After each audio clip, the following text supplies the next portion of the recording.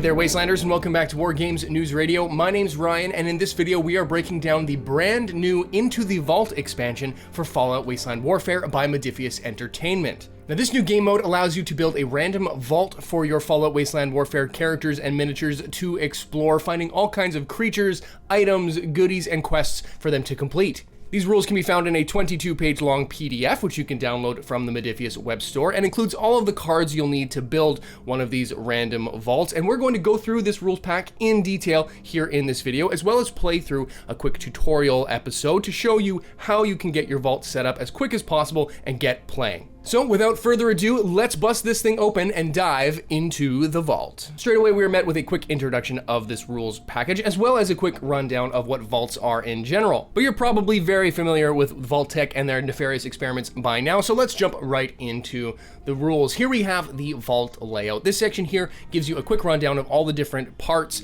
and all the different cards and rooms that you can encounter in your random vault. There are two main types of sections that you will encounter in your random vaults, and those are rooms and corridors. Pretty self-explanatory. Rooms are the larger areas of a vault, which will contain searchables, items, bad guys, all that kinds of fun stuff, and corridors are areas that connect rooms. They can also have searchables and baddies and all kinds of other fun things. As you go from room to room in your vault, you will have to randomly generate which new room you are moving into. This is normally done by rolling an armor die. Each room card will have a different numerical value for a different type of room. So all you have to do is roll the armor die, look at the bottom of the corresponding card, and it will tell you what type of room you're moving into next. Once you've determined if you're moving into either a corridor or a room, then you draw a card from the corresponding deck. Every room or corridor will have at least one door. More likely they will have two main doors, and then some additional side doors. They may also have windows, which you can use to look into other areas of the vault, or signs, which can point a direction to a specific room. Now, not every vault is built exactly the same, so the details on the cards can be changed and tweaked to fit your scenario needs, depending on whatever it is you're doing down here below ground. Let's take a look at doorways. These are pretty self-explanatory, but there are two different types of doorways: main doorways and side doors. Every card will have a doorways icon, and the number next to this icon is the total number of doorways attached to this section. When building your room, doorways are added so that the section has doorways equal to the number shown on the card, and whenever a doorway is placed, you place this instead of a single length wall. Whenever a friendly or opposing model comes in contact with a doorway, it can spend a free action once per turn to open a door. Once that door is open, the unit can then see through to the other side, which is when you would then make a roll on the armor die and draw for your corresponding room deck. Drawing from the corridor deck, things are pretty simple. You draw the card, you place the section, and away you go. Rooms can be a little bit more tricky, as when you draw from the feature room deck, you will either get a feature room, as the deck suggests,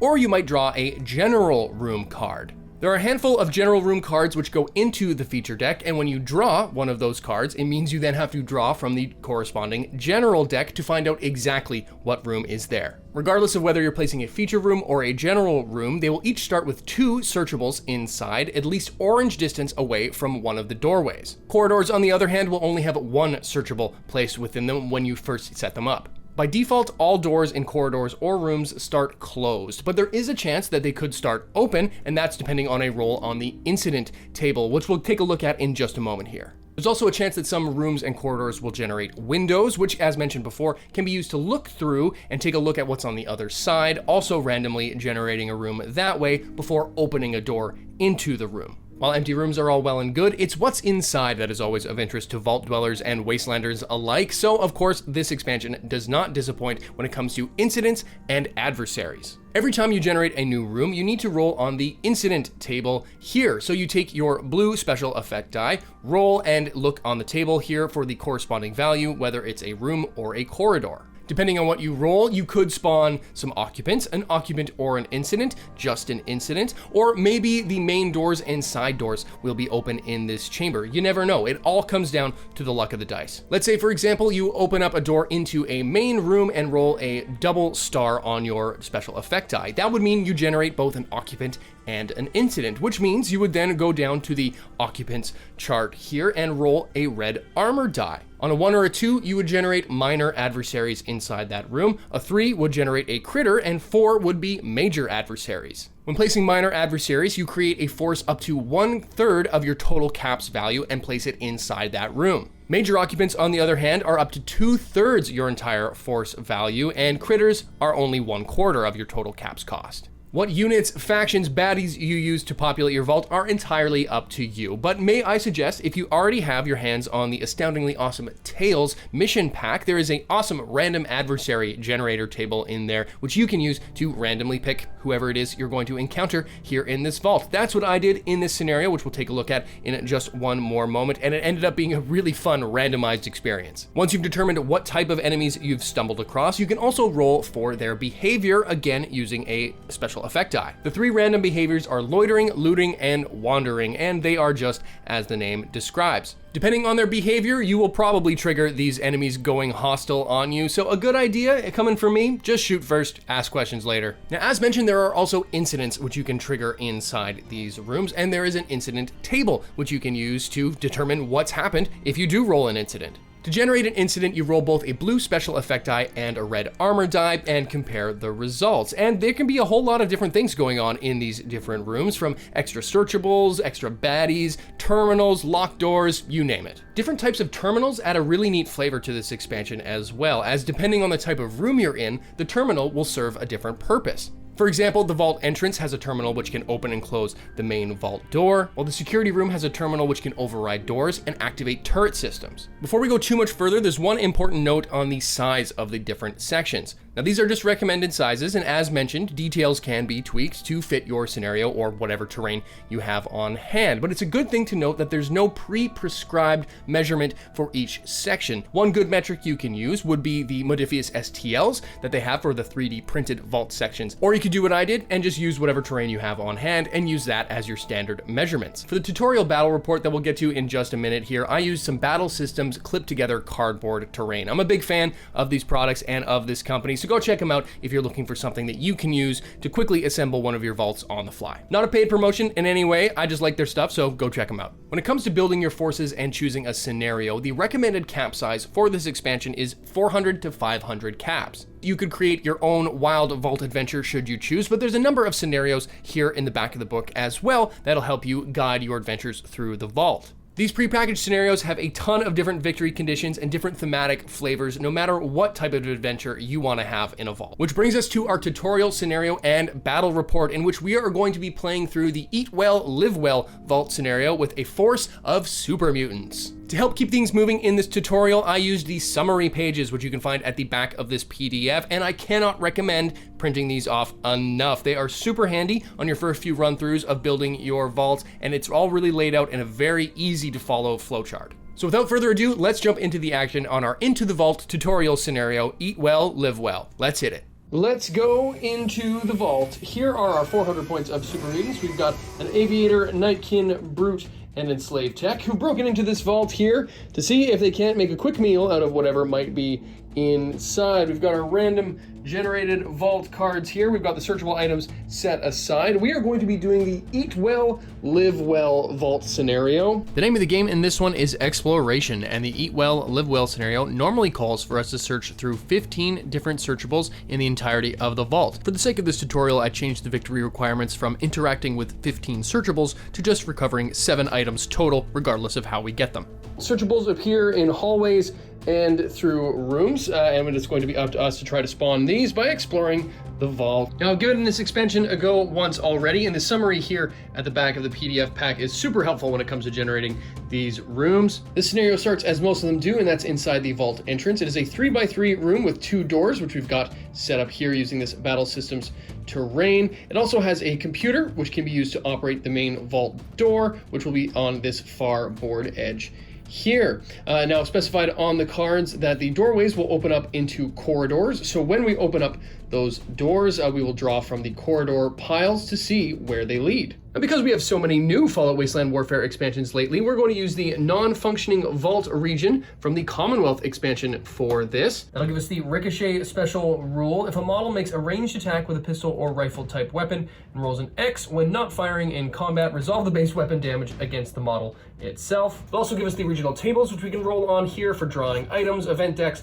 all that fun stuff, just to speed up gameplay there. And to determine who we're fighting, we're going to use the random adversary table in the astoundingly awesome Tales book. So we need to roll a green accuracy die and a blue special effect die. Rolling for the adversary, we got -2 and a nuclear explosion cloud. Well, assuming that this 2 is supposed to be the -2, and then the explosion here brings us to Brotherhood of Steel as our vault adversary. Our super mutant forces are led up by an aviator who gets the aviator cap for free. They're also equipped with a vertibird blade and a hunting rifle. Next up, we have a nightkin armed with a rebar club, a brute with a sledgehammer, and an enslaved tech armed with a combat shotgun.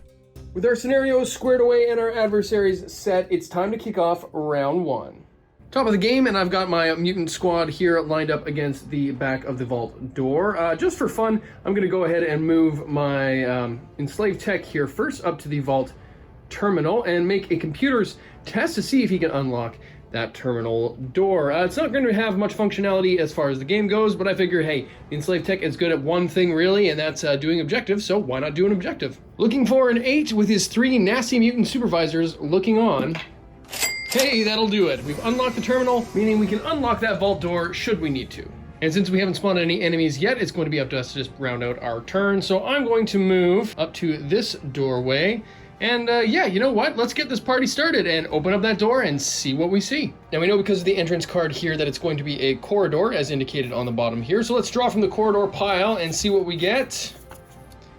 Oh, a corner 2+1 doors. So that's our 2 main entrances as blocked up by the red there, and 1 random one, and they will lead into all kinds of places. So let's go ahead and get that built onto our vault. From empty doorway to a open corridor. We've got our 2 main doors as denoted by the red doorways here, and then we've got a +1 door on the side here, which could lead to an extra special place here with the side room rolling table as well. We've also generated 1 searchable, as corridors generate 1 while rooms generate 2, but now we need to roll a blue special effect die and see if we get any sort of special activities or occupants, incidents, any kind of fun stuff in this hallway. So let's go ahead and roll here on our table.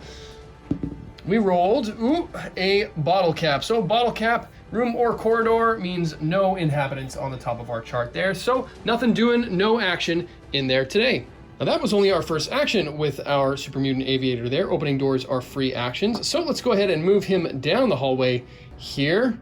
Not in contact with any other doors, but there's nothing in here getting in his way. So let's move on down the line to our nightkin. First and foremost with the nightkin, we need to roll for the unpredictable ability. Nothing doing, no unpredictable on a star. So we're just gonna follow up behind our pal here and get ready to do some action next turn. With the brute on the other hand, I think we're gonna go ahead and go see what's happening on this other doorway. Open it up and reveal a straight corridor. So it's just a straight one with a door on the other side. Let's go ahead and build that up right about here. Now do need to roll with a blue die and see if the main doorway is going to be open. So on a bottle cap, it will be open on the other end. It is indeed. So that means that the brute is going to be able to see straight through down into whatever room that is. And since he's going to be able to see whatever it is, let's just go ahead and draw in the feature room draw now. It's general. Okay, so we need to draw a general room. And drawing from the general deck, we got administration. Okay, it's a 2x2 room, 2 doors on either side, so 1 in, 1 out, and a whole whack of items. Oh, wow, okay, and a terminal as well. So let's go ahead and get these built, and then we'll jump right back with the end of the brute's turn. And just like that, our vault has expanded again. We've got our straight corridor there with 1 item, and then we've got our administration room there with a computer and 2 items and 1 doorway out. But we need to roll and see if we've got any inhabitants or incidents in either of these 2 rooms now that our brute can see into them. So let's go ahead and roll for the hallway first. On the corridor chart here, we've got Oh, wouldn't you know it, we've got the side door open. Well, no side door open on this one, so no effect. But let's roll now for the room and see if maybe we get some baddies. Nope, again, bottle cap, no effect. So there we go. So far, it's a pretty empty vault down here. But we still have one activation with our brute here, so let's go ahead and move and see if we can't get our first item of the game and reveal, hey, free item. Not bad. We've got our D20 table for items here, so let's go ahead and roll and see what we get. We get a 19. 19, that is going to be a flashlight. Well, if you're afraid of the dark, Mr. Brute, you're doing just fine now with your flashlight. That is 1 out of 7 items down. We've got 6 more to go. Looks like we can probably score a couple quick ones here in this next round, but let's go ahead and find out as we roll into round 2. Okay, top of round 2, and I'm gonna see if I can't get another quick item here. Move the aviator once, so they're in contact with the item as well as the door in case I want to open it, but let's go ahead and reveal the item.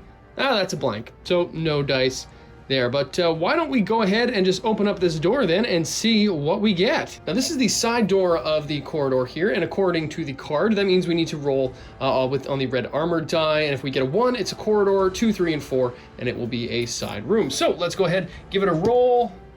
That's going to be a side room. That means we need to draw from the feature card deck, and we got a maintenance room. Okay, we could get some more items in there. It's a 2x2 room. Let's go ahead and build it onto the side here. And once again, just like magic, we have another room. It's a maintenance room. We've got 2 more items here, another set of shelves and some random scattery debris goodness. But of course, we need to roll and see if it's occupied or if we have any incidents. So here we go on the room chart again with the blue die.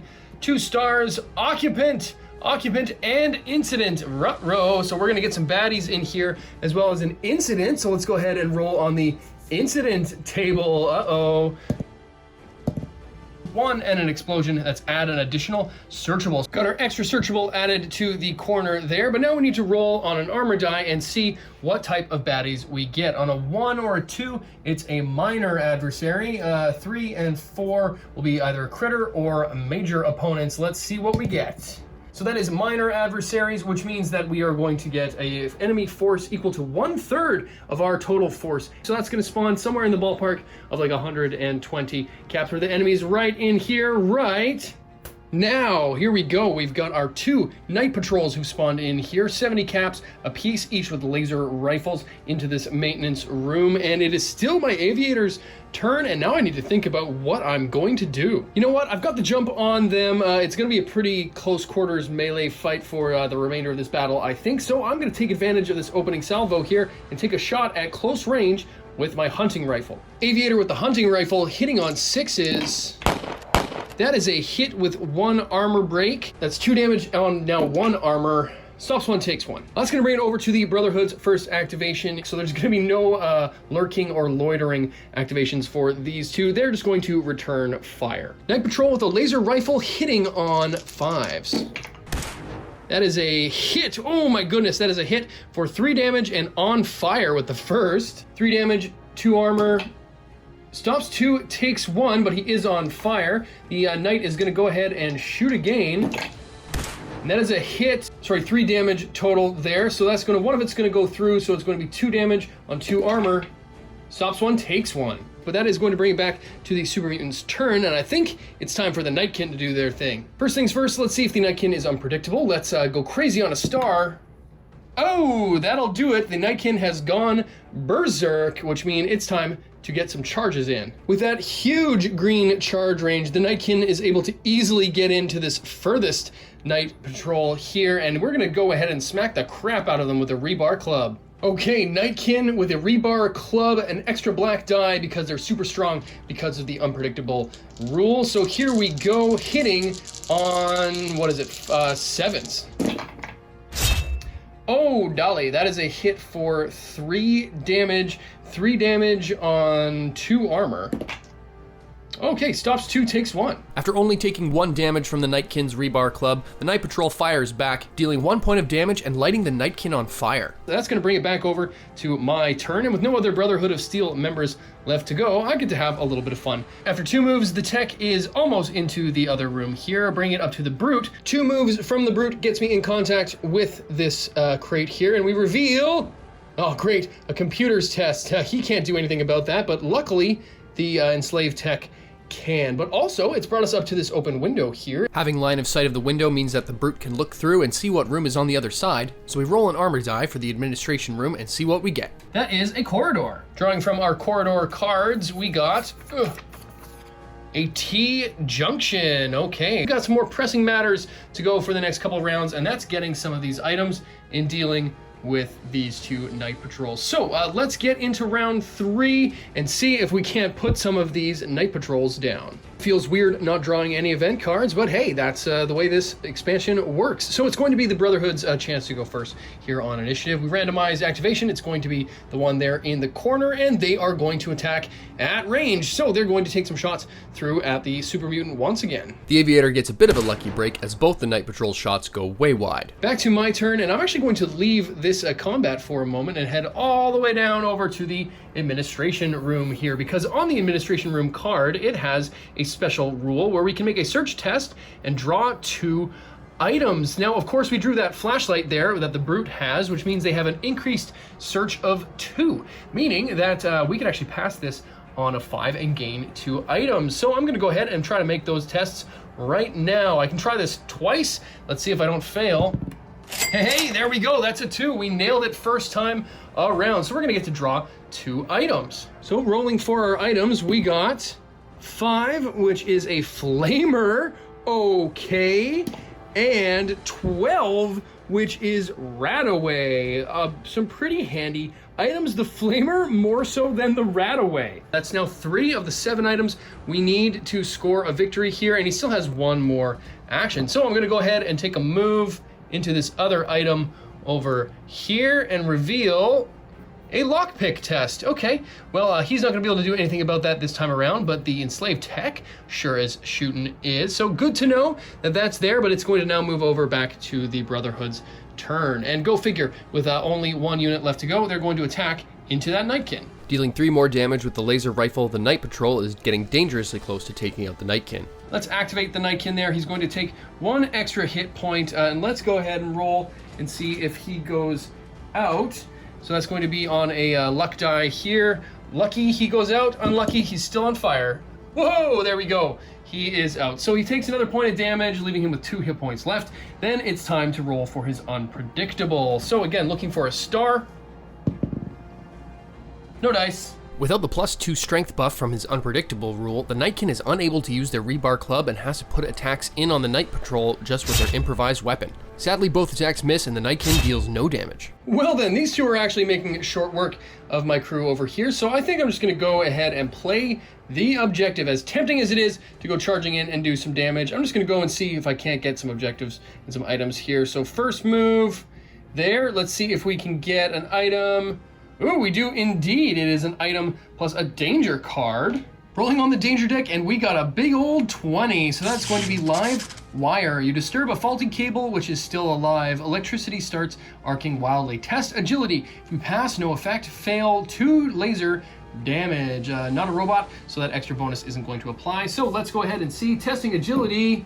That's a critical success. So yeah, we're just going to get a draw from the Wasteland deck. So let's see what item we draw. Number 10. Number 10 is a fragmentation mine. Not quite the meal we were looking for, but hey, we'll take the weapons. Well, with that frag mine, we are now up to 4 items, down 3 to go. And you know what? I'm just going to go ahead. Yeah, why not? I'm going to go and just start clearing this room for another item. Oh, free item. That'll do. Rolling again for the item chart, we got an 11. That's another mine. It's a bottle cap mine. Well, this maintenance shed is just full of surprises and full of ordnance. We can still make a search test to try to get a stim pack out of this joint here. So we can potentially clear out some more items pretty quickly between these 2 rooms. That's going to do it for the Aviator. We now have, 5 items. So we actually only have to get 2 more. And we've got 2 more searchables in this room. So I think we can make short work of some of these with the enslaved tech here. So let's go ahead and see if we can't get this computer terminal. Easily moving into range there gets us to the computer terminal, so we can make an intelligence test. That's going to be succeeding on an 8. Let's go ahead and give it a go here. Yep, that'll do it. Scoring on a 6, that's another item. Well, it's time for our enslaved tech to see what they got. So making another roll on the item chart here, we got number 4. Number 4 is a laser pistol. Laser weapons and mines, yep, sounds about right for a Brotherhood bunker. That's gonna be the end of the round, meaning that we're gonna come back to the Brotherhood side here for the start of round 4, and we might have a downing. Top of round 4, and the Brotherhood soldier engaged with the Nightkin activates first and deals 3 damage to our Nightkin, taking him out of play. You are gone, Mr. Nightkin. That's 1 down, but that is going to bring it back to my turn, and I'm going to see if I can't clinch the win here nice and quick and get the last item we need with the enslaved tech. So they're going to be able to move well within their move range of red to get up into lockpicking territory there, and let's go ahead and give that a go. Of all the objective skills for the enslaved tech, lockpicking is the worst one. So we're actually only going to be succeeding on an agility of 5, but let's see if we can do it. Come on, 5 or less.